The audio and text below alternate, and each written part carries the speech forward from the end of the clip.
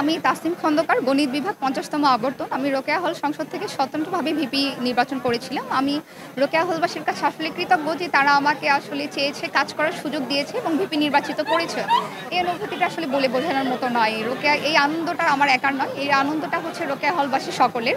তারা যে আমাকে আসলে তাদের ভিপি হিসেবে নির্বাচিত করেছে এবং কাজ করার সুযোগ করে দিয়েছে, সেই জায়গা থেকে আমি আসলে তাদের কাছে কৃতজ্ঞ। আমি তাদের সকলের সঙ্গে করে এই উদযাপনটা করতে চাই। এবং আমরা আসলে এসেছি রোকেয়া হলবাসী অনেকেই, সেই জায়গাগুলো থেকে আমরা একসঙ্গে উদযাপন করার যথেষ্ট চেষ্টা করছি এবং আমাদের ইলেকশনটা যথেষ্ট সুষ্ঠুভাবে সম্পন্ন হয়েছে। আমাদের প্রশাসন যে এত দারুণভাবে ইলেকশনটাকে হ্যান্ডেল করেছে এবং একটু দেরি হয়েছে, তবে আমাদের ইলেকশনটা খুব সূক্ষ্মভাবে হয়েছে এবং আমাদের স্টুডেন্টদের মধ্যে থেকেই কিছু অবজেকশন ছিল যে তাদেরকে হাতে ম্যানুয়ালি কাউন্ট করতে হবে, ডিজিটালাইজড করা যাবে না। তো ম্যানুয়ালি কাউন্ট করতে গিয়ে দেখা গিয়েছে যে অনেক বেশি চাপ পড়েছে। আমাদের শিক্ষকরা প্রায় ২ থেকে ৩ দিন তারা নির্ঘুম রাত্রি পার করেছে। আমরা ক্যান্ডিডেট যারা ছিলাম তারাও আমরা ২-৩ দিন নির্ঘুম রাত্রি পার করেছি। আমি গতকাল সকালে ৭টায় এখান থেকে গিয়েছি, হয়তো ২ ঘন্টা ঘুমিয়ে আবার চলে এসেছি। আর আমাদের টিচারকে দেখেছি তারা আসলে ঘুমায় নাই। প্রক্টর স্যারকে দেখেছি ৩ দিন যাবৎ তিনি একই পাঞ্জাবি পরে আছেন। ভিসি স্যার, প্রত্যেকটা টিচারের অবদান আসলে অনস্বীকার্য এবং একটা ম্যাম, আসলে দুঃখের বিষয় যে আমাদের চারুকলা বিভাগের একজন ম্যাম উনি মারা গিয়েছেন, তবুও দায়িত্ব অবহেলা করেননি। তার যথেষ্ট শরীর খারাপ ছিল। তিনি সিনেট ভবনে ঢোকার আগেই আসলে দরজার কাছে পড়ে গিয়েছিল।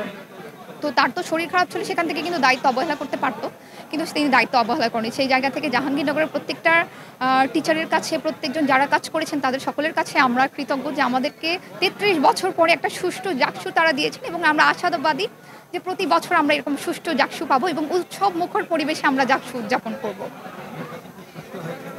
অবশ্যই সুষ্ঠু হয়েছে। যদি সুষ্ঠু না হতো তাহলে টিচাররা আসলে এত কষ্ট করে ৩ দিন লেট করে আমাদের আসলে রেজাল্টটা হইতো না। তারা সুষ্ঠুভাবে আসলে আমাদেরকে ইলেকশনটা দিতে চেয়েছেন বলে তারা খুব সূক্ষ্মভাবে কাউন্টিংটা করেছেন এবং ম্যানুয়ালি একটা, একটা করে কাউন্টিং করেছেন যেন কারো কোনো অবজেকশন না থাকে।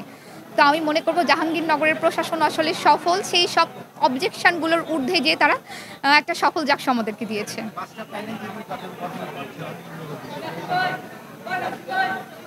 এই ব্যাপারে আসলে আমার পার্সোনাল কোনো মতামত নেই, বিকজ আমি কোনো প্যানেলে ছিলাম না।